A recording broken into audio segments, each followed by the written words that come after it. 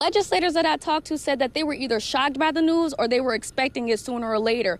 One lawmaker saying that he thinks President Joe Biden should step down from his current term right now. It was very surprising to see it, but there was so much pressure on him to step down. That's the response from Democratic State Representative Fabian Nelson following President Biden's announcement to step out of the presidential race. This coming a week after former President Donald Trump survived an assassination attempt and him accepting the Republican nomination for president.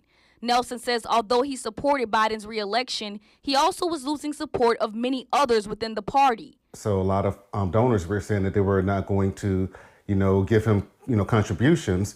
And when you're running for office, you have to have funding in order to be successful. Members of the Democratic Party now wondering what's next leading up to the Democratic National Convention. We're scattering now trying to figure out, what it is that we need to do, but we're going to have to act fast because we have to get signs with whoever the president nominee is. We have to get, scheduling done. Yet Nelson feels it was a sign of true leadership for Biden to make this decision. Former U.S. Congressman and Republican delegate Greg Harper believes President Biden should leave office now. How is he able to remain as president until the end of his term?